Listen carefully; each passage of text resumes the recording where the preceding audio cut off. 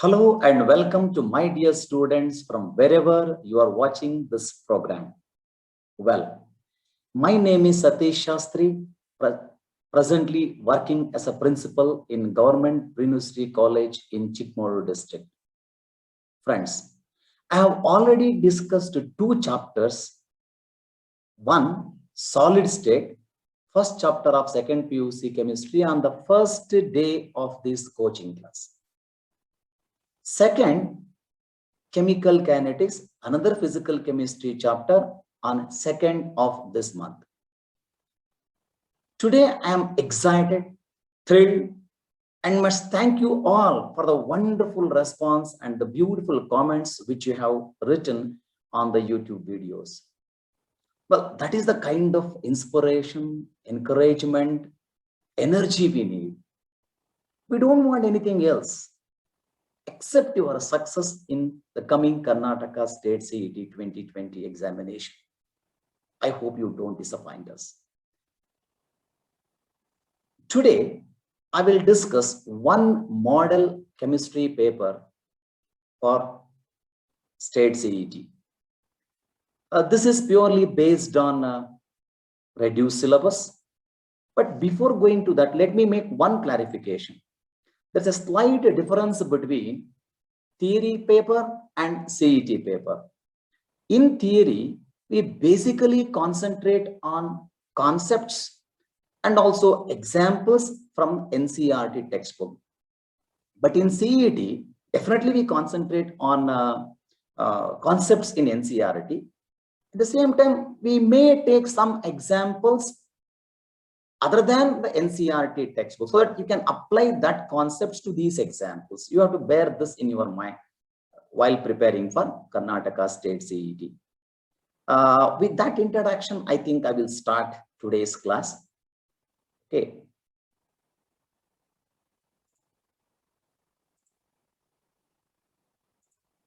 Okay.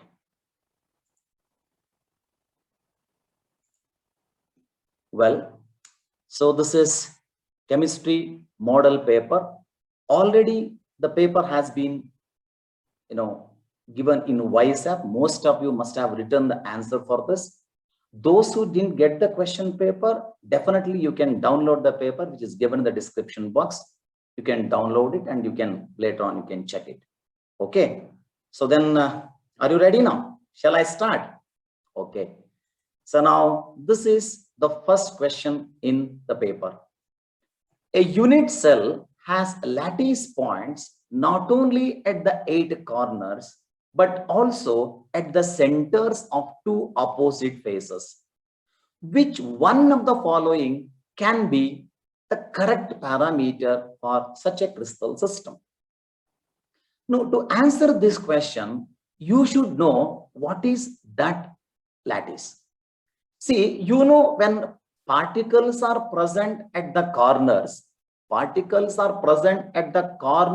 and also at the center of 2 opposite faces, that corresponds to an end-centered Bravais lattice, isn't it?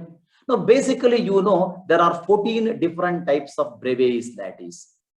So you can see that there are 14 different types of Bravais lattice, and in that, end-centered comes only in 2 crystal systems. Say, for example, one is in the monoclinic, you will see end-centered space lattice, and in orthorhombic, you will see end-centered space lattice. Now, I have to search for such a parameter where either orthorhombic crystal system appears or monoclinic crystal system appears. That's a simple task. You have been given 4 options and that represents 4 crystal system. You have to select such a crystal system. Either it should be what? Orthorhombic, or it should be monoclinic. Is that okay? Now, let us check the first option now. See, the first option is, of course, A not equal to B, not equal to C, alpha is equal to beta, is equal to gamma, is equal to 90. You know it is orthorhombic. So therefore, orthorhombic definitely gives end-centered space lattice, and therefore this should be your answer. Okay, but let us just see the other options also. Suppose if A is equal to B, not equal to C, but alpha, beta, gamma is equal to 90, what kind of crystal system is this? So this is tetragonal crystal system. And tetragonal crystal system will not give end-centered space lattice. Therefore, this cannot be my answer. If A is equal to B, not equal to C, and alpha is equal to beta is equal to gamma, is equal to 90 degree, but gamma 120. See, moment you see 120 degree, you can definitely say this is hexagonal. And you know hexagonal will not give end-centered space lattice. Therefore, this cannot be my answer. And last option, if A is equal to B, is equal to C, alpha is equal to beta, is equal to gamma, not equal to 90, this corresponds to rhombohedral. Rhombohedral also will not give us the end-centered space lattice. And therefore, the given option is option A. Option A is correct. ಅಕಸ್ಮಾತ್ ಅವ್ರೇನಾದ್ರೂ ಮಾನೋಕ್ಲಿನಿಕ್ ನ parameters ಅನ್ನು ಕೊಟ್ಟಿದ್ದಿದ್ರೆ ಆಗ ಅದು ಸರಿ ಆಗ್ತಾ ಇತ್ತು. ಆದ್ರೆ ಮಾನೋಕ್ಲಿನಿಕ್ parameters ಅನ್ನ ಕೊಟ್ಟಿಲ್ಲ. ಈ ಕೊಟ್ಟ 4 ಆಪ್ಷನ್ ನಲ್ಲಿ ಎಂಡ್ ಸೆಂಟರ್ಡ್ ಸ್ಪೇಸ್ ಲ್ಯಾಟಿಸ್ ಅನ್ನ ಹೊಂದಿರುವಂತದ್ದು ಕೇವಲ ಆರ್ಥೋರೋಂಬಿಕ್ ಮಾತ್ರ.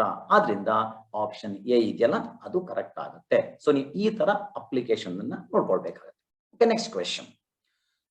The solution of sodium in liquid ammonia is blue in color. It is due to first PUC ಅಲ್ಲಿ ಈ ಚಾಪ್ಟರ್ ನ ಡಿಸ್ಕಸ್ ಮಾಡ್ತೀವಿ ನಾವು, ಎಸ್ ಬ್ಲಾಕ್ ಎಲಿಮೆಂಟ್ಸ್ ಅಲ್ಲಿ ಬರುತ್ತೆ. ಸೊ ನೀವು ಆಲ್ಕಲಿ ಮೆಟಲ್ಸ್ ಅನ್ನ sodium particularly, so when it is dissolved or when it is treated with liquid ammonia, blue color appears. The question is it due to the presence of sodium ion, or is it due to the presence of ammoniated electron, or is it due to the formation of soda amide NaNH2 or formation of metal complex ion? Remember children, so when sodium is dissolved in liquid ammonia, one important reaction takes place resulting in the formation of one complex called ammoniated electron. When sodium is treated with ammonia, so 2 complexes are formed. One is the ammoniated cation complex and ammoniated electron complex. Now remember, both these are ions, right? And therefore both these are responsible for conduction. Ammoniated electron is also responsible for conduction, and ammoniated cation is also responsible for conduction.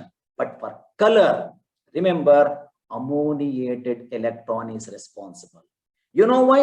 So this ammoniated electron absorbs light from the visible region, particularly in the red region of visible light, and it emits blue color. So this is what the picture of ammoniated electron looks like.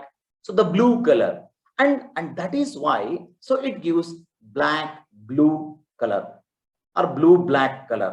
So dark blue it is basically. Okay, now but if you allow this ammoniated electron to stand for some time, it liberates hydrogen gas and the respective amide is formed, and that amide now becomes diamagnetic and color changes into copper brown. So therefore basically that blue color is due to the formation of ammoniated electron, which is present in option B, and hence option B is correct for this question. Okay, next question. The presence or absence of hydroxyl group on which carbon atom of sugar differentiate RNA and DNA? You know, basically you have studied nucleic acids. In nucleic acids there are 2 types, DNA, deoxyribonucleic acids, and RNA. Now, basically, what are the 3 important components of nucleic acids? One is the phosphate group, the other one is the pentose sugar, and the third one is the nitrogenous base, isn't it? Now, here, nitrogenous base, there are 2 types, purine base and pyrimidine base, adenine, guanine, and of course, cytosine is common for all 3. DNA, of course, contains thymine, and RNA contains uracil. You know that. But we are interested about the pentose sugar. Now, if you look at the pentose sugar, so this is ribose sugar. It is in ribose and this is in deoxyribose. Look at the carbon atom number 2. In carbon atom number 2, ribose sugar contain OH group, whereas deoxyribose contains just hydrogen atom. Probably that is the reason why it is called deoxy, without oxygen. Oxygen illde iruvantaddu. ಆ carbon atom 2 ಅಲ್ಲಿ ribose ಅಲ್ಲಿ OH group ಇದೆ, ಆದರೆ deoxy ribose ಅಲ್ಲಿ ಕೇವಲ hydrogen atom ಇದೆ. That is the only difference. The rest everything is same, and because of that one is ribose, one is present in ribose, other one is present in deoxyribonucleic acids. Therefore, the basic difference is in carbon atom number 2, where one contains OH, other contains hydrogen atom. So therefore, answer is option B. Okay, next question. Which among the following is not the characteristic property of interstitial compounds? Friends, do you know what are interstitial compounds? First of all, where do we study these interstitial compounds? We study these interstitial compounds when we study transition metals. Among some important properties of transition metals, interstitial compound is one such property. What exactly happens there? See, in this transition metal, some small atoms, it could be either carbon or hydrogen or nitrogen, these small atoms can be trapped inside the interstitial voids, interstitial spaces present in the metal crystal lattice. And such compounds are called interstitial compounds. You can look at this picture now. These small blue colored particles are the small atoms. It could be carbon, hydrogen, nitrogen, etc. And the compound, then it is called as interstitial compounds. Now, if you look at this interstitial compound, option A says they have higher boiling point than those of pure metal. Definitely it is true. They have higher boiling point. They retain metallic conductivity. Metallic conductivity is due to the metal ion, which we are not disturbing, and therefore definitely that is also true. The point is the third one. They are chemically reactive. This is not true. Basically, they are chemically inert. So it is clearly mentioned in our textbook. So this is chemically inert. And option D, they are very hard. Absolutely true. So the hardness is because of the presence of these interstitial atoms, and therefore correct answer for this question is option C. So they are chemically reactive. Answer andre ee question ge answer C, but actually they are chemically inert. Okay, so we'll go to the next question. Look at here now. Name the first reaction and identify A in the sequence. You have been given two equations. In one, of course, A in presence of silver fluoride, it gives B, and of course, silver chloride. And then the second equation, that A in presence of metallic sodium in dry ether, you will get 2,3 dimethyl butane plus 2NaCl. Now, what is your task? Your task is to identify the name of the first reaction and, of course, the A, which is present in the sequence. Friends, you have 4 options are given to you. In first option, they say Schwarz reaction. In second option, they say Finkelstein reaction. Only 2. You have to select among these 2 now. Finkelstein reaction is conversion of chloride bromides into iodides by treating with sodium iodide in presence of dry acetone. You know that reaction, and therefore definitely it cannot be a Finkelstein reaction, because there you have to use NaI. Here the reagent they have used is AgF. So therefore it is just fluorination. So fluorination means it is basically a Schwarz reaction, which is mentioned in our textbook. So Schwarz reaction it is. Okay, Schwarz reaction is okay. Adhyago nimge gottaitu. But what about the second reaction now? What really happens in second reaction? So in Schwarz reaction, look at here now. This is Schwarz reaction where you have this, this reagent, that is 2-chloropropane is there. So you can either use AgF or SbF2 or for that matter Hg2F2 or COF2. Any of these reagents can be used for fluorination. Basically chlorine will be substituted by fluorine atom. So this is the Schwartz reaction. In the next step, what happens is, this is Wurtz reaction. In Wurtz reaction, an alkyl halide, when it is treated with metallic sodium in dry ether, two alkyl halide will join and you will get a higher alkane. And that is what precisely happens here. So now look at this compound now. This is 2-chloropropane and this is another 2-chloropropane. And in presence of metallic sodium in a dry ether, so NaCl will be eliminated and you will get, so this NaCl will be eliminated and you will get this product, and it is just 2,3-dimethyl. It is basically butane, and that is given in our answer, 2,3-dimethyl butane. And therefore A should be here what? 2-chloropropane. So A is 2-chloropropane, and the first reaction is of course a Schwartz reaction, and therefore which option is correct now? Option A is correct. Okay, next question. A mass of non-volatile, the mass of non-volatile solute, molecular mass is given to you, that is 40 grams per mole, which should be dissolved in 114 gram of octane to reduce its vapor pressure to 80%. First, you have to see from which concept this problem has been taken. ಎಲ್ಲಿಂದ ತಗೊಂಡಿರಬಹುದು ಇದನ್ನ? So ನೋಡಿ, vapour pressure ಕಡಿಮೆ ಆಗ್ತಾ ಇದೆ ಅಂತಂದ್ರೆ ಯಾವಾಗ ಕಡಿಮೆ ಆಗ್ತಾ ಇದೆ? when a non-volatile solute is added. ಅಂದ್ರೆ they are talking about relative lowering of vapor pressure. ಅಲ್ಲಿ ಒಂದು Raoult's law ಅಂತ ಬರುತ್ತೆ, Raoult's law for relative lowering of vapor pressure. What it states? It says that the relative lowering of vapor pressure of a volatile solvent containing a non-volatile solute is simply equal to mole fraction of the solute in the solution. ಅಲ್ವಾ? So ಈ ತರ ಒಂದು Raoult's law ನೀವು ಹೇಳ್ತಿರಲ್ಲ, ಅಂದ್ರೆ ಅದಕ್ಕೆ mathematical form ಹೇಗೆ ಬರೀತೀರಾ ನೀವು? Suppose P, ಅದನ್ನ P0 ಅಂತ ಕರಿತೀನಿ, minus PS vapour pressure of solution divided by P0. P0 minus PS ಅಂದ್ರೆ lowering of vapor pressure to the vapor pressure of pure solvent. It is simply equal to X2 ಅಂತ ನಾವು ಕರಿತೀವಿ, where X2 is mole fraction of solute. This is the formula I have to use. Now, if what is X2 there? X2 means N2 divided by N1 plus N2. N2 means what? Number of moles of solute. N1 means what? Number of moles of solvent.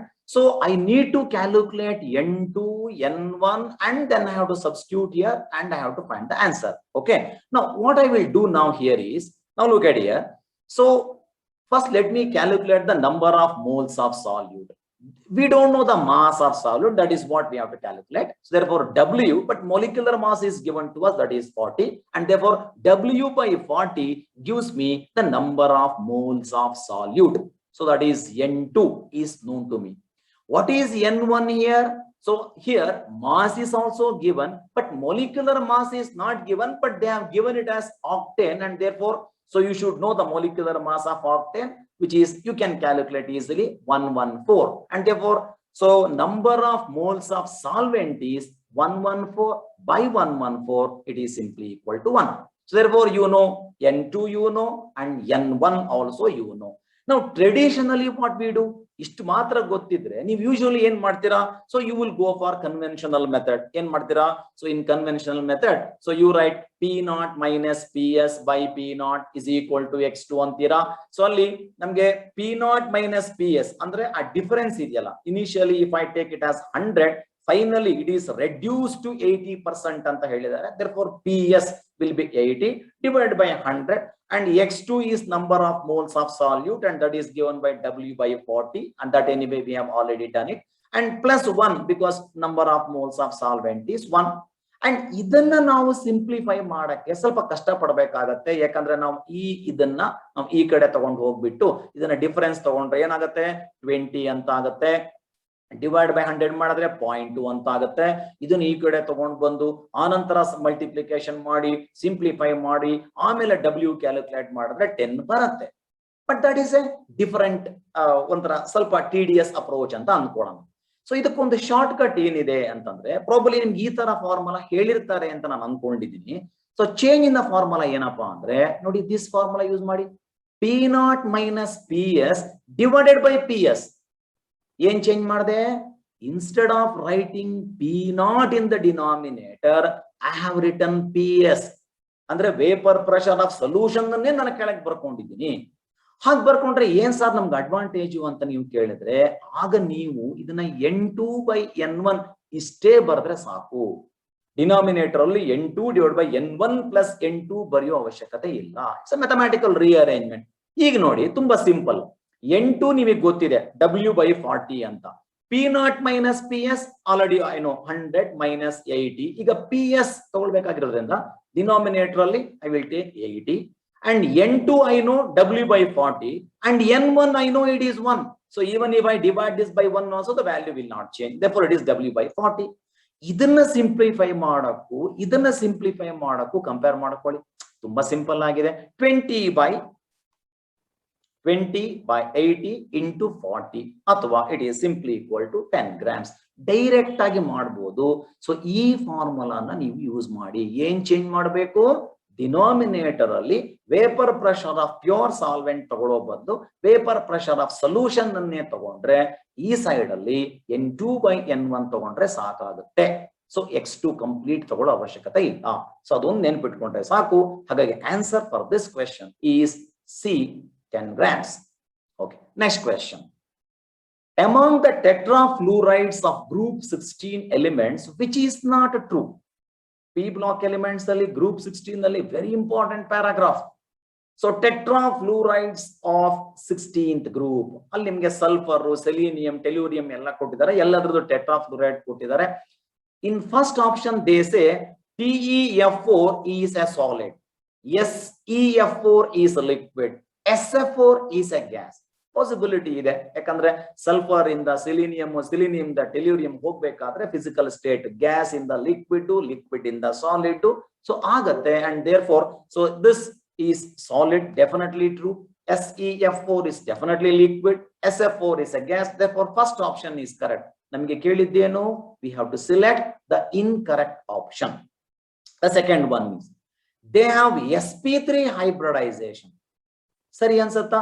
First ನೋಡುವಾಗ ನಿಮ್ಗೆ ಅನ್ಸುತ್ತೆ okay ಇಲ್ಲಿ 4 ligands ಗಳು ಸೇರ್ಕೊಂಡಿದೆ, 4 ಇದೆಯಲ್ವಾ, probably sp3 ಆಗ್ಬೋದೇನೋ ಅಂತ ಅನ್ಸುತ್ತೆ. But that is not true. ಯಾಕೆಂದ್ರೆ sulphur contains 6 electrons ಅಲ್ವಾ. ಈ 6 ಎಲೆಕ್ಟ್ರಾನ್ಸ್ ಇದ್ದಾಗ ಸೊ ಏನಾಗುತ್ತೆ? ಸೊ ನಿಮ್ದು ಒಂದು ಪೇರ್ ಇರುತ್ತೆ ಈ ತರ ಅಲ್ವಾ. ಸೊ ದೆನ್ ಇಲ್ಲಿ ಎಷ್ಟು ಬಾಂಡ್ ಪೇರು, ಎಷ್ಟು ಲೋನ್ ಪೇರ್ ಇದೆ? ಸೊ 4 ಫ್ಲೂರಿನ್ ಒಟ್ಟಿಗೆ 4 ಬಾಂಡ್ ಅನ್ನ ಮಾಡ್ಕೊಂಡಿರತ್ತೆ ಅಲ್ವಾ. So this is so 4 bond 4 fluorine ಒಟ್ಟಿಗೆ. ಸೊ 1, ಸೊ 2, ಸೊ ಆನಂತರ 4 ಅಲ್ಲಿಗೆ.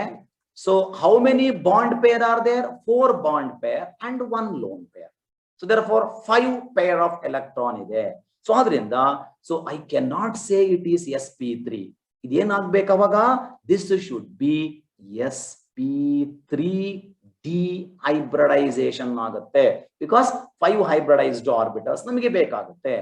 ಬಟ್ ಪ್ರಾಬ್ಲಮ್ ಅಲ್ಲಿಗೆ ಇದು sp3 ಅಲ್ಲ, ಇದು sp3 ಡಿಹೈಬ್ರಿಡೈಸೇಷನ್.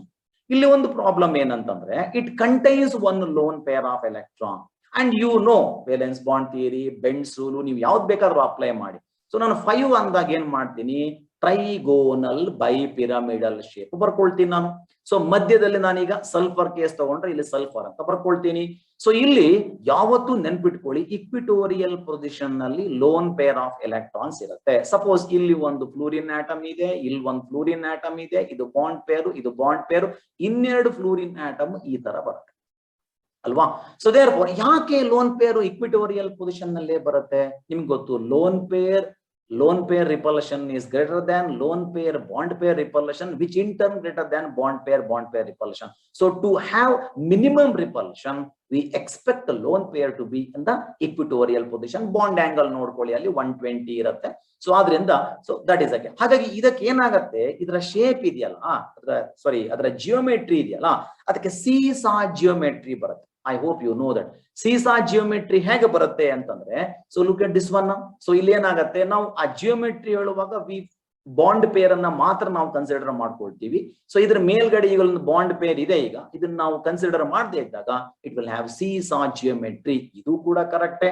And I have already told you, equatorial position in the structure is occupied by lone pair of electron. ಅದು ಕೂಡ already ಹೇಳಿದ್ದೀನಿ ಅಲ್ಲಿಗೆ. So option D is correct, option C is correct and option A is anyway correct. ಅಲ್ಲಿಗೆ wrong statement ಯಾವುದು ಅಂದ್ರೆ ಇದು sp3 ಅಲ್ಲ. ಅದೇನಾಗ್ಬೇಕಾಗಿತ್ತು ಅಂತಂದ್ರೆ sp3 ಡಿಹೈಬ್ರಿಡೈಸೇಷನ್ ಆಗ್ಬೇಕಾಗಿತ್ತು. ಹಾಗಾಗಿ ರಾಂಗ್, ನಾಟ್ ಟ್ರೂ ಅಂತ ಕೇಳಿದಾರಲ್ಲ, so not true is option B. Okay, next question. In a cell reaction, one cell reaction is given to you, copper. It reacts with silver ion, it forms copper 2 plus ion and silver is obtained, and E naught of cell is given to you, that is plus 0.46 volt. The question is, if the concentration of Cu2 plus ion is doubled, then what happens to E naught of cell? That is the question. What they are doing? They are doubling the concentration of E naught of cell. What happens? They are doubling the concentration of Cu2 plus. What happens to the E naught of cell? What do you think is the correct answer? Many will say, sir, idu Cu2 plus change ಮಾಡಿದಾಗ ಇದು Cu2 plus ಅದು change E naught ಜಾಸ್ತಿ ಆಗುತ್ತೆ ಕಡಿಮೆ ಆಗುತ್ತೆ. ಏನು ಆಗಲ್ಲ. ಯಾಕೆ ಏನು ಆಗಲ್ಲ ಹೇಳಿ? They are asking E naught of cell. E naught ಅಂದ್ರೆ ಏನು? Standard electrode potential. Standard electrode potential ಅಂದ್ರೆ it is the potential at unit concentration. Unit concentration ಇದ್ದಾಗ ಏನ್ ಪೊಟೆನ್ಶಿಯಲ್ ಇರುತ್ತೆ ಅದು ಸ್ಟ್ಯಾಂಡರ್ಡ್ ಎಲೆಕ್ಟ್ರೋಡ್ ಪೊಟೆನ್ಶಿಯಲ್. ಈಗ ನೀವು ಕಾನ್ಸಂಟ್ರೇಷನ್ ಅನ್ನ ಡಬಲ್ ಮಾಡಿದ್ರಿ ಅಂದ್ರೆ it no longer be a standard electrode potential. ಅದರ ಇ ಆಫ್ ಸೆಲ್ ಚೇಂಜ್ ಆಗತ್ತೆ, E of cell change ಆಗತ್ತೆ, but E naught of cell ಇದೆಯಲ್ಲ ಇಟ್ ರಿಮೈನ್ಸ್ ಕಾನ್ಸ್ಟೆಂಟ್. ಆದ್ರಿಂದ ಅನ್ಚೇಂಜ್ಡ್ ಅಂತ ಇದೆಯಲ್ಲ ಆಪ್ಷನ್, ಅದನ್ನು ನೀವು ಮಾರ್ಕ್ ಮಾಡ್ಕೊಳ್ಬೇಕಾಗತ್ತೆ. ಯಾಕೆ ಗೊತ್ತಾಯ್ತಲ್ಲ ಹೇಳಿದ್ನಲ್ಲ. ಸೊ ನೀವು ಕಾನ್ಸಂಟ್ರೇಷನ್ ಚೇಂಜ್ ಮಾಡಿದಾಗ definitely E of cell change ಆಗತ್ತೆ, ಸೆಲ್ ಪೊಟೆನ್ಶಿಯಲ್ ಚೇಂಜ್ ಆಗತ್ತೆ, but E naught of cell ಇದೆಯಲ್ಲ ಅದು ಏನು ಚೇಂಜ್ ಆಗಲ್ಲ. ಯಾಕಂದ್ರೆ E naught ಅಂದ್ರೆ potential at unit concentration. So ನಾವು ಅದು ಏನು ಚೇಂಜ್ ಆಗಲ್ಲ. ಹಾಗಾಗಿ ಆನ್ಸರ್ ಈಸ್ ಆಪ್ಷನ್ ಡಿ. ಇದನ್ನ ಸ್ವಲ್ಪ ನೆನ್ಪಿಟ್ಕೊಳ್ಳಿ ಈ ತರ ಕ್ವಶನ್ಸ್.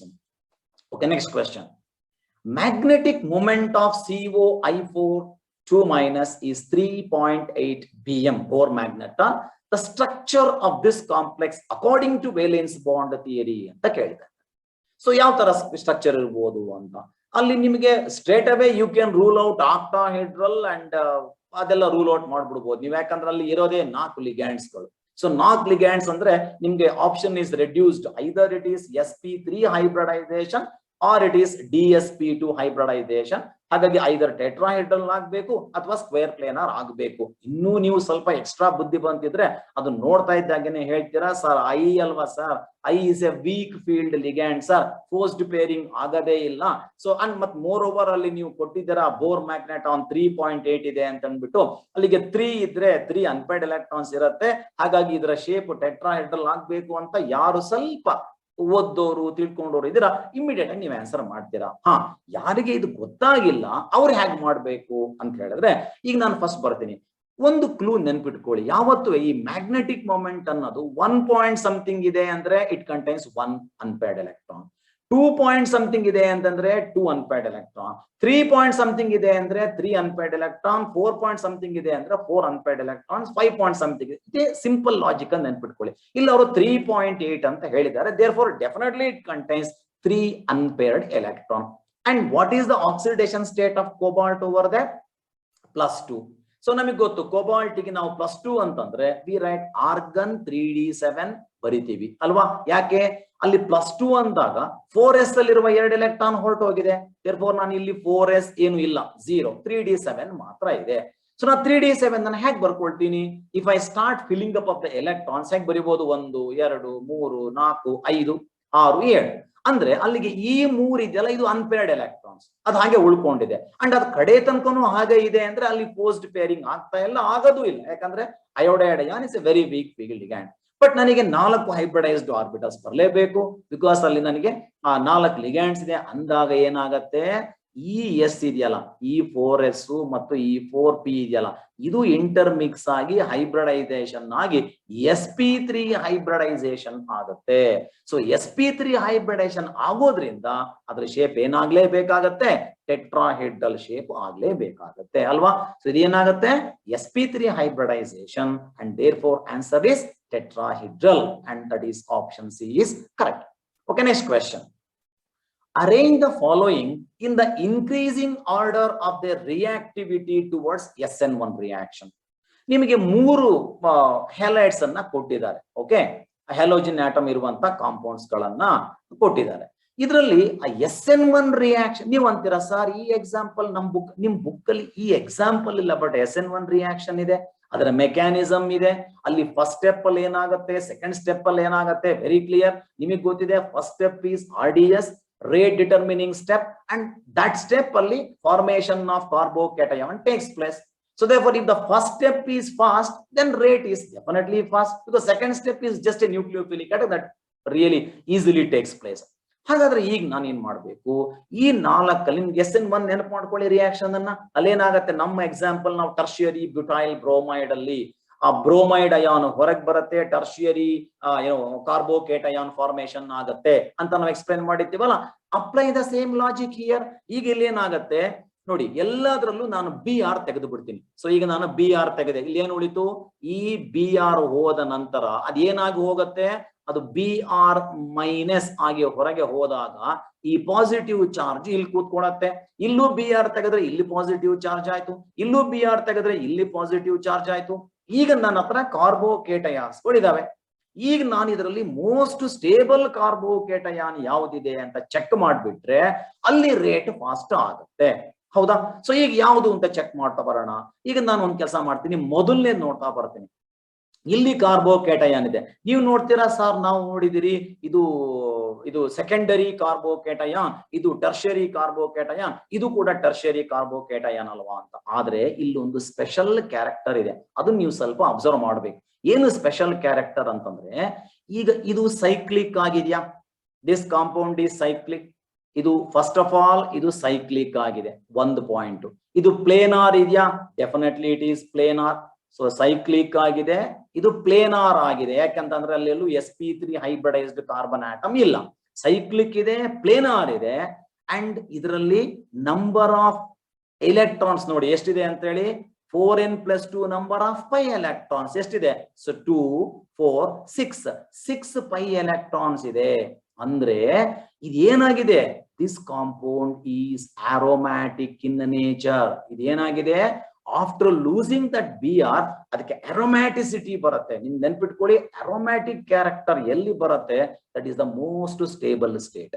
ಹಾಗಾಗಿ ಆ BR ಅನ್ನ ಕಳ್ಕೊಳ್ಳುವ ಮುಖಾಂತರ ಅದು ಅರೋಮ್ಯಾಟಿಸಿಟಿಯನ್ನ ಪಡ್ಕೊಳ್ತಾ ಇದೆ ಅಂದ್ರೆ ದಟ್ ಈಸ್ ಮೋಸ್ಟ್ ಸ್ಟೇಬಲ್. ಹಾಗಾಗಿ ಹೈಯೆಸ್ಟ್ ಫಾಸ್ಟ್ ಅಲ್ಲಿ ಅದು BR ಅನ್ನ ಕಳ್ಕೊಳ್ಳಕ್ಕೆ ಇಷ್ಟಪಡತ್ತೆ. ದೆನ್ ಅದಾಯ್ತು. ಸೊ ಅಲ್ಲಿಗೆ ಥರ್ಡ್ ಆಪ್ಷನ್ ಇದು ಸರಿ ಅಂತ ಆಯ್ತು. ಎರಡನೇದಕ್ಕೆ ಬರೋಣ. ಇವೆರಡರಲ್ಲಿ ಯಾವುದು? ಎರಡರಲ್ಲೂ ಟರ್ಷರಿ ಇದೆಯಲ್ಲ. ನಿಮ್ಗೆ ಅನ್ಸತ್ತೆ ಇಲ್ಲಿ ಇನ್ನೊಂದು ವಿಷಯ ಬರುತ್ತೆ, ಇದನ್ನು ಕೂಡ ನೀವು ನಿಮ್ಮ ಫಸ್ಟ್ ಇಯರ್ PUC ಕಾನ್ಸೆಪ್ಟ್ ಅಲ್ಲಿ ಓದಿರ್ತೀರಾ.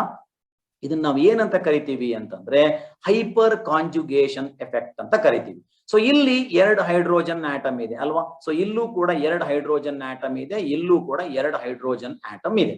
ಅಂದ್ರೆ ಈ ಹೈಡ್ರೋಜನ್ ಆಟಮ್ಸ್ ಗಳನ್ನ ನಾವು ಏನಂತ ಕರಿತೀವಿ? Alpha hydrogen atoms. ಯಾವಾಗ ಈ ಕಾರ್ಬೋಕೇಟಯಾನ ಪಕ್ಕದ ಕಾರ್ಬನ್ ಆಟಮ್ ಇವುಗಳನ್ನ ನಾವು ಏನಂತ ಕರಿತೀವಿ? ಆಲ್ಫಾ ಕಾರ್ಬನ್ ಆಟಮ್ಸ್ ಅಂತ ನಾವು ಕರಿತೀವಿ.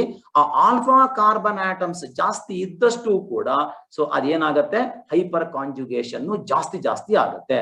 ಸೊ ಇಲ್ಲಿ ಎಷ್ಟಿದೆ? 2 4 6 ಆಲ್ಫಾ ಹೈಡ್ರೋಜನ್ ಆಟಮ್ಸ್ ಇದೆ. ಆದ್ರೆ ಇಲ್ಲಿ ಬನ್ನಿ ಏನಾಗಿದೆ ನೋಡಿ, ಇದು ಕಾರ್ಬೋಕೇಟಯಾನ್, ಇದರ ಪಕ್ಕದ carbon atom sp3 carbon atom. So ಇದು sp3 ಕಾರ್ಬನ್ ಆಟಮ್ ಅಂದ್ರೆ ಸೊ ಇಲ್ಲಿ 3 ಆಲ್ಫಾ ಹೈಡ್ರೋಜನ್ ಆಟಮ್, ಇಲ್ಲೂ ಕೂಡ 3 ಆಲ್ಫಾ ಹೈಡ್ರೋಜನ್ ಆಟಮ್, ಇಲ್ಲೂ ಕೂಡ 3 ಆಲ್ಫಾ 9 ಆಲ್ಫಾ ಹೈಡ್ರೋಜನ್ ಆಟಮ್ಸ್. ಅಂದ್ರೆ ಇವೆರಡಕ್ಕೆ ಕಂಪೇರ್ ಮಾಡಿದ್ರೆ ಹೈಪರ್ ಕಾಂಜುಗೇಷನ್ ಇಲ್ಲಿ ಜಾಸ್ತಿ ಇದೆ.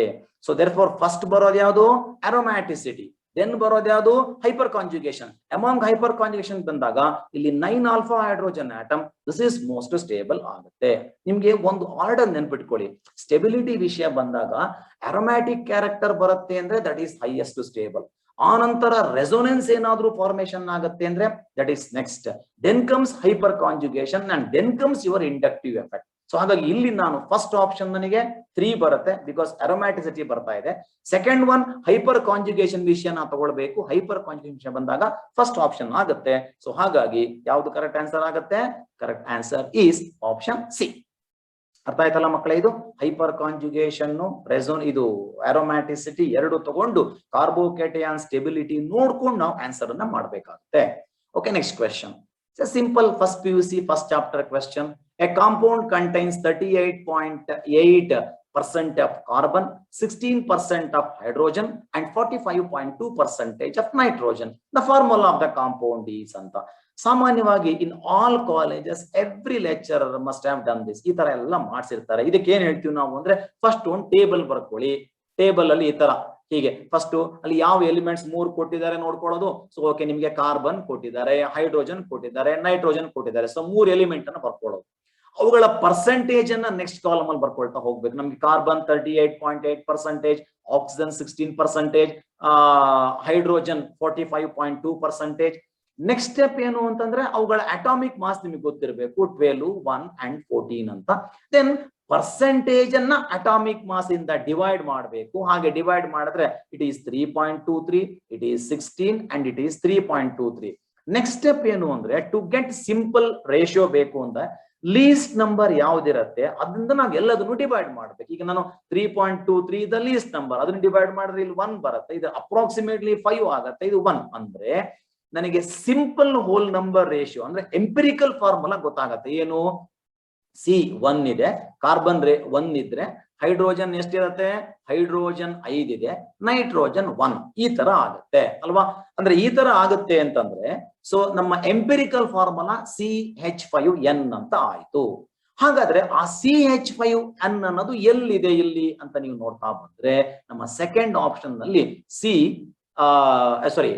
ಇಲ್ಲಿ CH3NH2 ನಮ್ಮ ಫಸ್ಟ್ ಆಪ್ಷನ್ ನಲ್ಲಿ C1 ಇದೆ, H5 ಇದೆ, N1 ಇದೆ, ಅಂದ್ರೆ ಮಿಥೈಲ್ ಅಮೈನ್ ಆಗುತ್ತೆ. ದೇರ್ಫೋರ್ ಆಪ್ಷನ್ 1 ಇದೆಯಲ್ಲ ಇದು ಕರೆಕ್ಟ್ ಆಗುತ್ತೆ. ಸೊ ಈ ತರ ನೀವು ಪರ್ಸೆಂಟೇಜ್ ಇಂದ ಕ್ಯಾಲ್ಕುಲೇಟ್ ಮಾಡಿಕೊಂಡು ಎಂಪಿರಿಕಲ್ ಫಾರ್ಮುಲಾ ಕಂಡು ಹಿಡಿದು ಅದರ ಯಾವ ಕಾಂಪೌಂಡ್ ಅಂತ ನೀವು ಐಡೆಂಟಿಫೈ ಮಾಡಬೇಕು. That is option A is correct. Next question. Which of the following complex ion is expected to absorb visible light? ಇದರಲ್ಲಿ ವಿಸಿಬಲ್ ಲೈಟ್ ಎಲ್ಲಿ ಬರುತ್ತೆ ಅಂತ, ವಿಸಿಬಲ್ ಲೈಟ್ ಅನ್ನ ಅಬ್ಸಾರ್ಪ್ಷನ್ ಯಾವ್ದು ಮಾಡ್ಕೊಳತ್ತೆ ಅಂತ. So should remember one very important point. Colour ಬರಬೇಕು ಅಂತಂದ್ರೆ ವಿಸಿಬಲ್ ಲೈಟ್ ಅಲ್ಲಿ ಪಾರ್ಟ್ ಆಫ್ ದ ಲೈಟ್ ಅನ್ನ ಅದು ಅಬ್ಸಾರ್ಬ್ ಮಾಡ್ಕೊಳ್ಬೇಕು. ಯಾವಾಗ ವಿಸಿಬಲ್ ಲೈಟ್ ಅನ್ನ ಅಬ್ಸಾರ್ಬ್ ಮಾಡ್ಕೊಳತ್ತೆ? If it contains unpaired electron, if there is a d electron transition, then of course it gives color. So ಇನ್ನೊಂದು ವಿಷಯ, ಹಾಗಂತ ನೀವು ಎಲ್ಲಾ ಕಡೆನೂ ಕಲರ್ ಬರಕ್ಕೆ ಡಿ ಟ್ರಾನ್ಸಿಷನ್ನೇ ಆಗ್ಬೇಕಂತಿಲ್ಲ. ಇದು ತುಂಬಾ ಇಂಪಾರ್ಟೆಂಟ್ ವಿಷಯ. ಫಾರ್ ಎಕ್ಸಾಂಪಲ್ ನೀವು KMnO4 ಅಂತ ಒಂದು ಕಾಂಪೌಂಡ್ ನೋಡಿದಾರ, ಲ್ಯಾಬ್ ಅಲ್ಲಿ ಯೂಸ್ ಮಾಡಿರ್ತಾರೆ. It's A purple, beautiful purple coloured compound, potassium ಪರಮಾಂಗನೇಟ್. So ಅಲ್ಲಿ ಕಲರ್ ಬರೋದು ಯಾಕೆ ಸರ್? ಅಲ್ಲಿ ಡಿ ಟ್ರಾನ್ಸಿಷನ್ ಆಗತ್ತಂದ್ರೆ ನೋ. KMnO4 ಅಲ್ಲಿ ಮ್ಯಾಂಗನೀಸ್ ಇನ್ +7 ಆಕ್ಸಿಡೇಷನ್ ಸ್ಟೇಟ್, ಅಲ್ಲಿ D0 configuration, D electron transition ಆಗಲ್ಲ. ಆದ್ರೂ ಮತ್ತೆ ಯಾಕೆ ಕಲರ್ ಬರುತ್ತೆ? Same thing happens in potassium dichromate also. There also it is orange red beautiful colour. But those two compounds colour is not due to d transition. ಅಲ್ಲಿ ಒಂದು ಬೇರೆ concept, ligand to metal charge transfer ಅಂತ ಕರಿತೀವಿ. So ligand to metal charge transfer ಆಗೋದ್ರಿಂದ KMnO4 ಅಲ್ಲಿ ಮತ್ತು K2SO4Cr2O7 ಅಲ್ಲಿ colour ಬರುತ್ತೆ. ಬಟ್ ಇಲ್ಲಿ ಅದಲ್ಲ, ಇಲ್ಲಿ ನಮಗೆ presence of electron is essential. ಈಗ ಒಂದೊಂದೇ ನೋಡ್ತಾ ಬರೋಣ ನಾವು. Suppose if I take this complex, first complex ಇಲ್ಲಿ, so EN is a neutral ligand, amine ammonia is a neutral ligand. Therefore, oxidation state of titanium is +4. ನಿಮಗೆ ಗೊತ್ತಿದೆ titanium ಅಲ್ಲಿ +4 oxidation state ಅಲ್ಲಿ D0. There is no unpaired electron. Similarly, scandium. So scandium 3 plus, titanium 4 plus, they're all 0 configuration. Therefore, when there is no unpaired electron in d orbital, you cannot expect them to show color, isn't it? And therefore, these two are colorless, straight away ruled out. Similarly, in case of option C, in option C, ammonia is a neutral ligand and charge of the central metal ion is Zn2 plus or +2, right? So here, zinc Zn +2 means what? It has got D10 configuration. Again, no unpaired electron in Zn2 plus also. When there is no unpaired electron, even Zn2 plus cannot give any color. It's also colorless. Allige idu color kodalla, first eradu color kodalla, but chromium complex ideyala, this will give color. Yake kodutte? In Cr3 plus, it has got the D3 configuration. 3 unpaired electrons are present and therefore it has got violet color. So it has got violet color and hence your option B is correct. So allige ನೀವು color ಅಂತ ಹೇಳುವಾಗ ಏನು check ಮಾಡಬೇಕು ನೀವು? Whether it contains unpaired electron or not, whether DD transition is possible or not. If it is D0 configuration, if it is D10 configuration, no, they are not supposed to give, they don't give color. Scandium 3 plus, titanium 4 plus, Zn2 plus, etc. They don't give color. That is the logic. Okay, answer is option B. Okay, next question.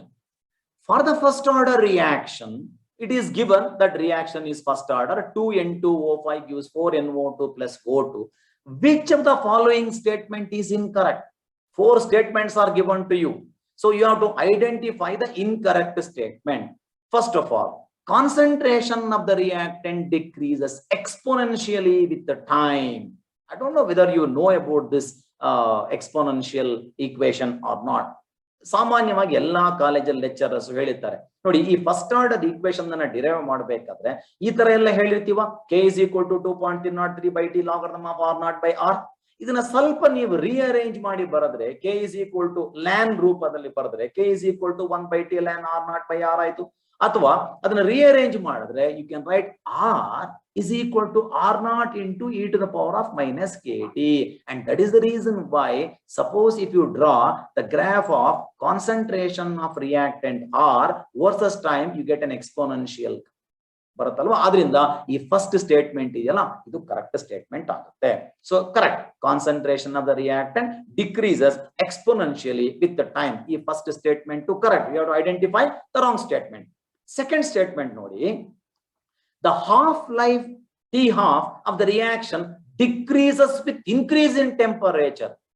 Directly ನಾವು ಈ concept ಅನ್ನು ಎಲ್ಲೂ ಓದಲ್ಲ ಅಲ್ವಾ? Half life ನಾವು ಈ ತರ ಓದಿರ್ತೀವಿ, half life is independent ಅಂತ ಈ ಥರ್ಡ್ ಆಪ್ಷನ್ ಅದು ಓದಿರ್ತೀವಿ. ಬಟ್ ಹಾಫ್ ಲೈಫ್ ಟೆಂಪರೇಚರ್ಗೂ ಹೇಗೆ ಸಂಬಂಧ ಇದೆ ನೋಡಿ. ಒನ್ ಸಿಂಪಲ್ ಲಾಜಿಕ್ ನಮ್ಗೆ ಇದು ಗೊತ್ತಾ? In a first order reaction T-half is equal to 0.693/K.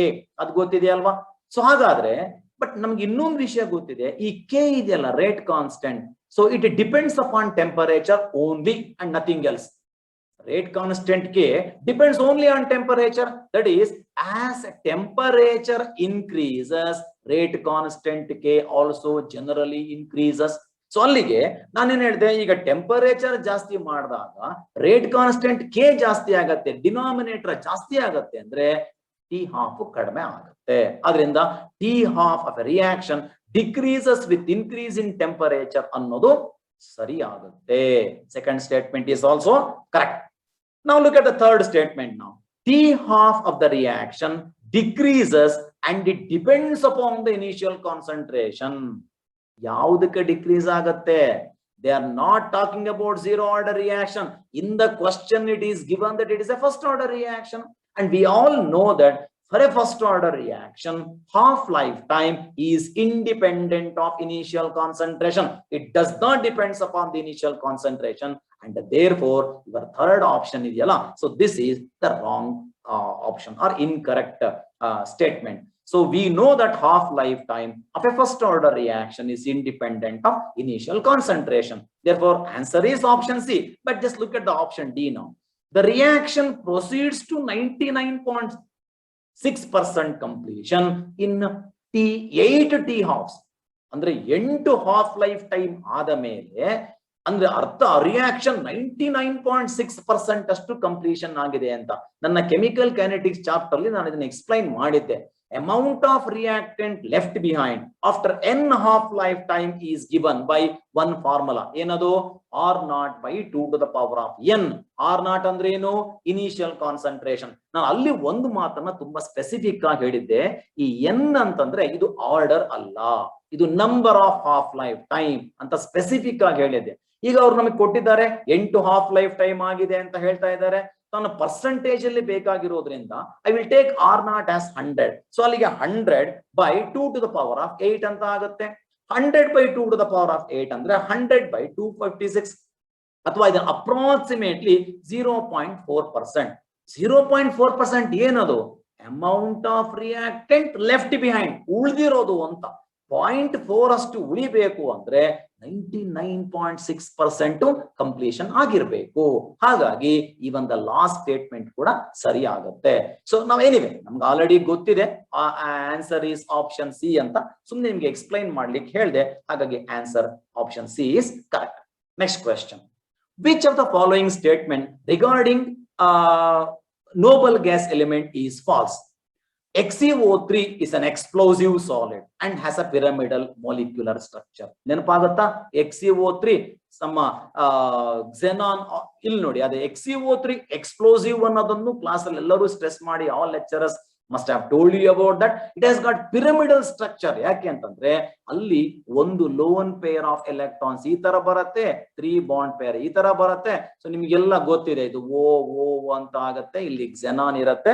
So it has got pyramidal structure, ಒಂದು lone pair of electron, explosive solid, ಅದು ಕೂಡ ಕರೆಕ್ಟ್. XeF6 ಬಂದಾಗ we say it has got 7 electron pair. ಕರೆಕ್ಟಾ? 7 electron ಪೇರು ಕರೆಕ್ಟೇ. ಯಾಕೆ? X6 ಏನದು? So that is bond pair and 1 lone pair, 7 electron pair ಇದೆ. ಈಗ 6 ಇದ್ರೆ ನಾವು ಆಕ್ಟಾಹೆಡ್ರಲ್ ಅಂತ ಹೇಳ್ಬೋದಾಗಿತ್ತು. 7 ಬಂದ ತಕ್ಷಣ ಏನಾಗುತ್ತೆ, ಆ ಆಕ್ಟಾಹೆಡ್ರಲ್ ಅಲ್ಲೇ ಸ್ವಲ್ಪ ಡಿಸ್ಟಾರ್ಷನ್ ಆಗುತ್ತೆ. ಯಾಕಂದ್ರೆ ನಿಮ್ಗೆ lone pair has to occupy the equatorial position, ಆಗ ಅಲ್ಲಿ ಡಿಸ್ಟಾರ್ಷನ್ ಆಗುತ್ತೆ. ಹಾಗೆ ನಾವು ಅದಕ್ಕೆ ಹೇಳ್ತೀವಿ ಡಿಸ್ಟಾರ್ಟೆಡ್ ಆಕ್ಟಾಹೆಡ್ರಲ್ ಸ್ಟ್ರಕ್ಚರ್. ಅದು ಕೂಡ ಕರೆಕ್ಟೇ. Second statement correct.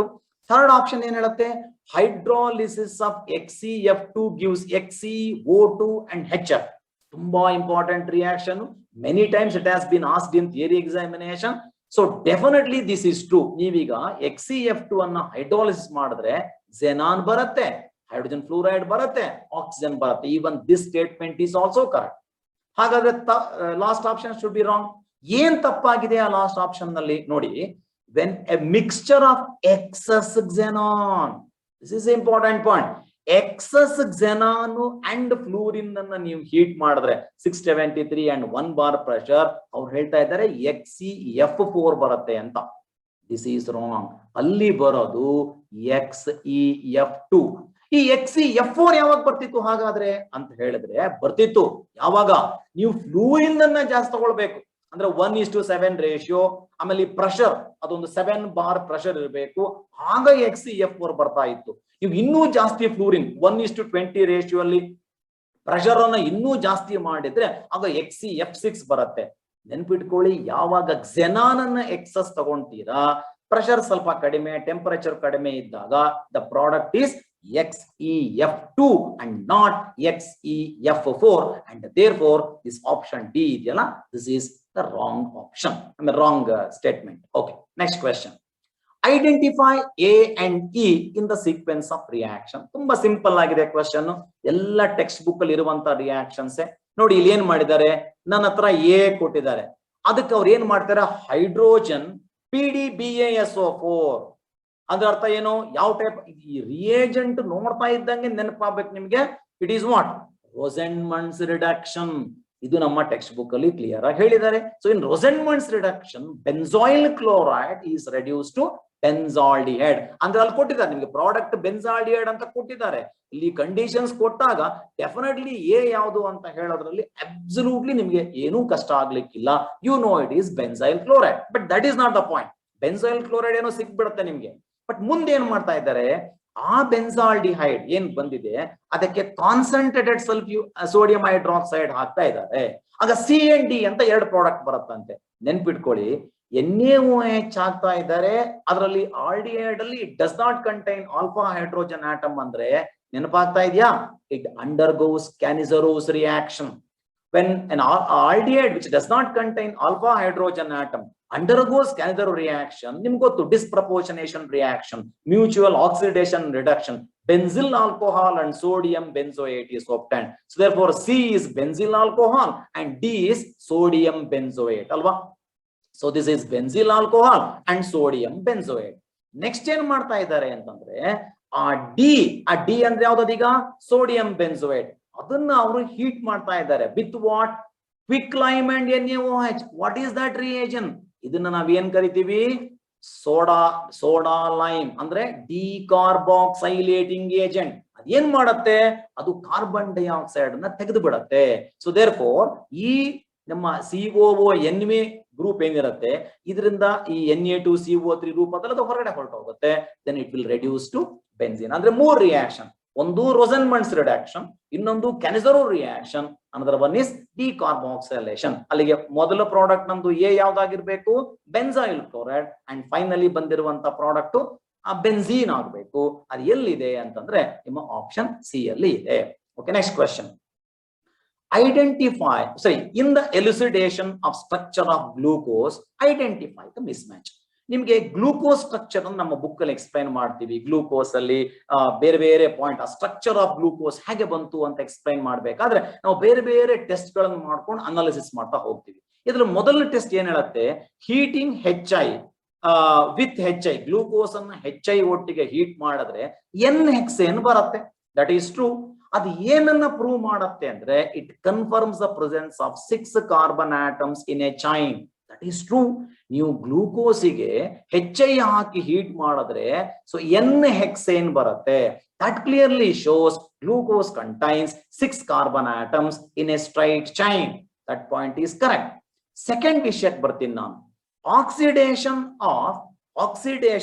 With HNO3 to get glucaric acid. ಈಗ ನೀವು ಆಕ್ಸಿಡೇಷನ್ ಮಾಡ್ತಾ ಇದ್ದೀರಾ, ನಮ್ಮ ಹತ್ರ ಗ್ಲೂಕೋಸ್ ಇದೆ, ಯಾವ್ದು ಏನ್ ಯೂಸ್ ಮಾಡ್ತಾ ಇದ್ದೀರಾ? You are using nitric acid which is a strong oxidising agent. Glucaric acid ಬರ್ತಾ ಇದೆ ಅಂದ್ರೆ ಏನು ರಿಯಾಕ್ಷನ್? ಗ್ಲೂಕಾರಿಕ್ ಆಸಿಡ್ ಅಲ್ಲಿ ಏನಾಗತ್ತೆ ನೋಡಿ, ನೆನ್ಪಿಟ್ಕೊಳ್ಳಿ. ಸೊ ಇಲ್ಲಿ ಏನಾಗತ್ತೆ ಅಂದ್ರೆ ಇಲ್ಲಿ ಮೇಲ್ಗಡೆ ಒಂದು CHO ಗ್ರೂಪ್ ಇರುತ್ತೆ, ಹಾಗೆ ಕೆಳಗಡೆ ನಿಮ್ಮ ಗ್ಲೂಕೋಸ್ ಮೊಲಿಕ್ಯೂಲ್ ಅಲ್ಲಿ ಒಂದು CH2OH ಇರುತ್ತೆ. ನೀವು ಸ್ಟ್ರಾಂಗ್ ಆಕ್ಸಿಡೈಸಿಂಗ್ ಏಜೆಂಟ್ ಹಾಕಿದಾಗ ಇದು ಕೂಡ ಆಕ್ಸಿಡೈಸ್ ಆಗಿ COOH ಆಗುತ್ತೆ. CH2OH also will be oxidise and you will get COOH. therefore ಎರಡು ಎಂಡ್ಸ್ ಅಲ್ಲಿ you will get COOH group and therefore ಅದನ್ನ ನಾವು ಗ್ಲೂಕಾರಿಕ್ ಆಸಿಡ್ ಅಂತ ಕರಿತೀವಿ. ಇಲ್ಲಿ ಏನು ಪ್ರೂವ್ ಮಾಡುತ್ತೆ ಅಂತಂದ್ರೆ ಅವ್ರು ಹೇಳಿದ್ದಾರೆ it confirms the presence of secondary OH group. This is wrong. ಇಲ್ಲಿ ನಮಗೆ ಬಾಟಮ್ ಅಲ್ಲಿ ಏನು OH ಗ್ರೂಪ್ ಇದೆ, it's a primary OH group and not secondary OH group. Only primary alcohols are oxidised to carboxylic acids by using HNO3 and not secondary alcohols. ಅಲ್ಲೆಲ್ಲ 4 secondary alcohols ಇದೆ, ಅವೆಲ್ಲ ಏನು oxidise ಆಗಲ್ಲ. ಆ bottom ಅಲ್ಲಿರುವ primary alcohol ಮಾತ್ರ oxidise ಆಗೋದ್ರಿಂದ ಸೊ ಅದು ಆಕ್ಸಿಡೈಸ್ ಆಗತ್ತೆ. Aldehydes anyway undergo oxidation. So ಎರಡು ಎಂಡ್ ಅಲ್ಲಿ ನಮ್ಗೆ ಏನ್ ಸಿಗತ್ತೆ? ಕಾರ್ಬಾಕ್ಸಿಲಿಕ್ ಆಸಿಡ್ ಸಿಗತ್ತೆ, ಅದರಿಂದ ಗ್ಲೂಕಾರಿಕ್ ಆಸಿಡ್ ಬರುತ್ತೆ. therefore ರಾಂಗ್ ಏನು? ಇದೇನಾಗ್ಬೇಕಾಗಿತ್ತು? This will not confirm, it confirms the presence of primary alcohol ಅಂತ ಆಗ್ಬೇಕಾಗಿತ್ತು. therefore that is wrong. ಮೂರನೇದಕ್ಕೆ ಬರೋಣ. Oxidation with bromine water. Glucose ತಗೊಳ್ತಾ ಇದ್ದೀರಾ, ಆಕ್ಸಿಡೇಷನ್ ಮಾಡ್ತಾ ಇದ್ದೀರಾ with bromine water. Bromine water is a mild oxidizing agent. It can oxidize only what? Aldehyde group ಇದ್ರೆ ಅದನ್ನ ಮಾತ್ರ ಆಕ್ಸಿಡೈಸ್ ಮಾಡಿ ಆಸಿಡ್ ಮಾಡುತ್ತೆ. ಸೊ ಈ ಪ್ರೈಮರಿ ಆಲ್ಕೋಹಾಲ್ಸ್ ಅನ್ನ ಇಟ್ ವಿಲ್ ನಾಟ್ ಆಕ್ಸಿಡೈಸ್, ಅದ್ರ ನಿಮಗೆ ಗ್ಲೂಕೋನಿಕ್ ಆಸಿಡ್ ಬರುತ್ತೆ. That is true. So this statement it confirms the presence of an aldehyde group. ಎಲ್ಲ ಆಲ್ಡಿಹೈಡ್ ಗ್ರೂಪ್ ಕೂಡ ಆಕ್ಸಿಡೈಸ್ ಆಗುತ್ತೆ. That is true. And last statement ಹೇಳ್ತಾ ಇದ್ದಾರೆ treating with NH2OH to get oxime confirms carbonyl group. ಅಲ್ವಾ? ನೀವೀಗ ನೋಡಿ, ಗ್ಲೂಕೋಸ್ಗೆ hydroxyl amine ಹಾಕಿದ್ರೆ ಅಲ್ಲಿ ಕಾರ್ಬೊನಿಲ್ ಗ್ರೂಪ್ ಇರೋದ್ರಿಂದ ರೆಸ್ಪೆಕ್ಟಿವ್ ಆಕ್ಸೈಮ್ಸ್ ಬರುತ್ತೆ. ಅಂಡ್ ನೀವು ಅಲ್ಲಿ ಕಾರ್ಬೊನಿಲ್ ಗ್ರೂಪ್ ಇರೋದ್ರಿಂದನೇ ನೀವು ಒಂದು HCN ಅನ್ನ ಆಡ್ ಕೂಡ ಮಾಡಬಹುದು, ಸೈನೋಹೈಡ್ರಿನ್ಸ್ ಬರುತ್ತೆ. ಈ ಎರಡು ರಿಯಾಕ್ಷನ್ಸ್ ನಮಗೆ ಏನ್ ಕನ್ಫರ್ಮ್ ಮಾಡುತ್ತೆ ಅಂದ್ರೆ glucose contain a carbonyl group in it ಅಂತ. ದೇರ್ಫೋರ್ ಲಾಸ್ಟ್ ಸ್ಟೇಟ್ಮೆಂಟ್ ಕೂಡ ಕರೆಕ್ಟ್ ಆಗುತ್ತೆ. ಅಲ್ಲಿಗೆ ನಮಗೆ ಬೇಕಾಗಿರೋ ತಪ್ಪು ಸ್ಟೇಟ್ಮೆಂಟ್ ಯಾವುದು ಅಂತಂದ್ರೆ ಸೆಕೆಂಡ್ ಸ್ಟೇಟ್ಮೆಂಟ್ ಅಲ್ಲಿ ತಪ್ಪು ಏನು ಅಂತಂದ್ರೆ ಅದು ಸೆಕೆಂಡರಿ OH ಅಂತ ಆಗ್ಬಾರ್ದು, ಅದು ಪ್ರೈಮರಿ OH ಅಂತ ಆಗ್ಬೇಕಾಗಿತ್ತು. ಓಕೆನಾ? Next question. The bond length of H2 plus H2 minus and H2 is in the order. ನೋಡಿ, ಇದು ಕೆಮಿಕಲ್ ಬಾಂಡಿಂಗ್ ಚಾಪ್ಟರ್ ಅಲ್ಲಿ ಫಸ್ಟ್ PUC ಬರುತ್ತೆ. ಈಗ ನಾನು ಬಾಂಡ್ ಇದಕ್ಕೆ ನಾನು ಇವೆಲ್ಲ ಮೊಲಿಕ್ಯುಲರ್ ಅಯಾನ್ಸ್ಗಳು, ಇದಕ್ಕೆ ನಾನು ಇವಾಗ ಬಾಂಡ್ ಆರ್ಡರ್ ಅನ್ನ ಕ್ಯಾಲ್ಕುಲೇಟ್. ಈಗ ಬಾಂಡ್ ಲೆಂತ್ಗೂ ಬಾಂಡ್ ಆರ್ಡರ್ಗೂ ಒಂದು ಸಂಬಂಧ ಇದೆ. ಬಾಂಡ್ ಆರ್ಡರ್ ಜಾಸ್ತಿ ಇದ್ರೆ ಬಾಂಡ್ ಲೆಂತ್ ಕಡಿಮೆ ಇರುತ್ತೆ, ಇನ್ವರ್ಸ್ಲಿ ಪ್ರಪೋರ್ಷನಲ್. ಅಥವಾ ನಿಮ್ಮ ಬಾಂಡ್ ಲೆಂತ್ ಕಡಿಮೆ ಇದ್ರೆ ಬಾಂಡ್ ಆರ್ಡರ್ ಜಾಸ್ತಿ ಇರುತ್ತೆ, ಇನ್ವರ್ಸ್ಲಿ ಪ್ರಪೋರ್ಷನಲ್. ಈಗ ನಾನು ಫಸ್ಟ್ ಕೇಸ್ ತಗೊಳ್ತೀನಿ. ಇನ್ನು ನನಗೆ H2 ಪ್ಲಸ್ ಅಂದ್ರೆ ಒಂದೇ ಒಂದು ಎಲೆಕ್ಟ್ರಾನ್ ಅಲ್ವಾ, H2 ಪ್ಲಸ್ ಅಲ್ಲಿ ಒಂದೇ ಒಂದು ಎಲೆಕ್ಟ್ರಾನ್, ಅದೆಲ್ಲಿ ಕಳಿಸ್ತೀನಿ ನಾನು? ಸಿಗ್ಮಾ 1s1 ಆತರ ಕಳಿಸ್ತೀನಿ. ಅಥವಾ ಈಗ ನಾನೆಲ್ಲ ಬರ್ದೇ ಬಿಡ್ತೀನಿ ನೋಡಿ ಇಲ್ಲಿ. ಸೊ ಈ ತರ ನನ್ನ ಹತ್ರ H2 ಪ್ಲಸ್ ಇದ್ರೆ ಒಂದೇ ಒಂದು ಎಲೆಕ್ಟ್ರಾನ್ ಇರುತ್ತೆ, it will go to sigma 1s1. ಇದಕ್ಕೆ ನಾನು ಬಾಂಡ್ ಆರ್ಡರ್ ಕ್ಯಾಲ್ಕುಲೇಟ್ ಮಾಡಿದ್ರೆ what is the formula to calculate bond order? Bond order is equal to NB minus NA divided by 2. ಅಂದ್ರೆ number of electrons present in bonding molecular orbital which is 1 minus antibonding ಅಲ್ಲಿ ಯಾವ electron ಇಲ್ಲ, and therefore it is half. So therefore in case of H2 plus bond order is half. In case of H2 ಏನಾಗುತ್ತೆ? ಎರಡು electrons ಎಲ್ಲಿರುತ್ತೆ? Sigma 1s2 ಅಂದ್ರೆ bonding ಅಲ್ಲೇ ಇರುತ್ತೆ. ಇದಕ್ಕೆ ನಾನು ಬಾಂಡ್ ಆರ್ಡರ್ ನ ಕ್ಯಾಲ್ಕುಲೇಟ್ ಮಾಡಿದ್ರೆ ಏನ್ ಬರುತ್ತೆ? 2 minus 0/2 ಅಂದ್ರೆ 1. Bond order is 1.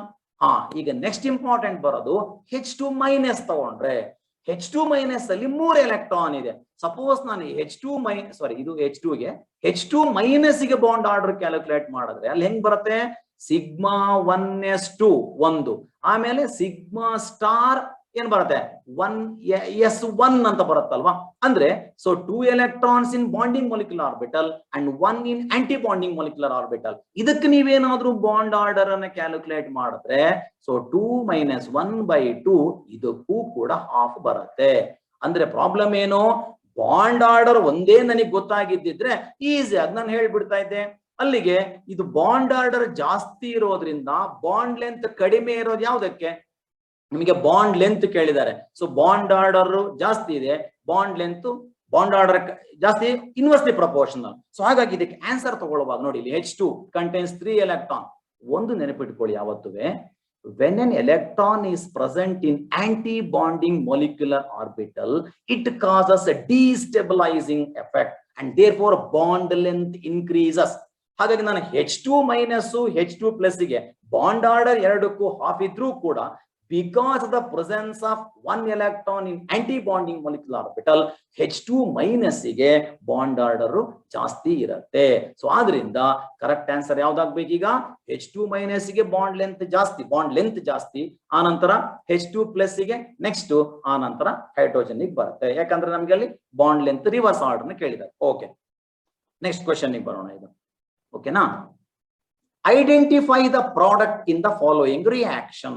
ಒಂದು ರಿಯಾಕ್ಷನ್ ಕೊಟ್ಟಿದ್ದಾರೆ, ಅಲ್ಲಿ ಒಂದು ರೆಡ್ಯೂಸಿಂಗ್ ಏಜೆಂಟ್ಸ್ ಅನ್ನು ಯೂಸ್ ಮಾಡಿದ್ದಾರೆ. Look at this reducing agent: lithium aluminium hydride and sodium ಬೋರೋಹೈಡ್ರೈಡ್.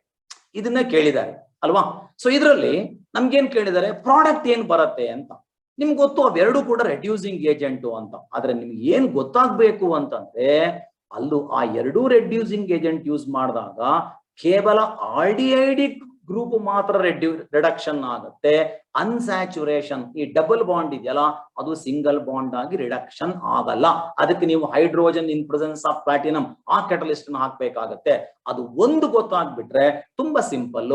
ಇದಕ್ಕೆ ನಾನು HO ಇತ್ತು, ನಾನು ಇದನ್ನ ಹಾಕಿದ್ರೆ it will change into CH2OH. So ಹಾಗಾಗಿ ಇದ್ರ ಹೆಸರು ಏನಾಗತ್ತೆ ಇವಾಗ? ಸೊ ಇದರ ಹೆಸರು ಏನಾಗುತ್ತೆ? ಎರಡನೇ ಕಾರ್ಬನ್ ಆಟಮ್, ಇದು ಟೋಟಲಿ 4 ಕಾರ್ಬನ್ ಆಟಮ್ಸ್, ಅಲ್ಲಿ ಕಾರ್ಬನ್ ಆಟಮ್ 2 ಅಲ್ಲಿ ಡಬಲ್ ಬಾಂಡ್ ಇದೆ, ಬ್ಯೂಟು 2 in 1 ಆಲ್, ಅಂದ್ರೆ ಆಪ್ಷನ್ ಸಿ ಕರೆಕ್ಟ್ ಆಗುತ್ತೆ. ಇಲ್ಲಿ ನೆನ್ಪಿಟ್ಕೊಳ್ಬೇಕಾಗಿರೋ ವಿಷಯ ಏನು?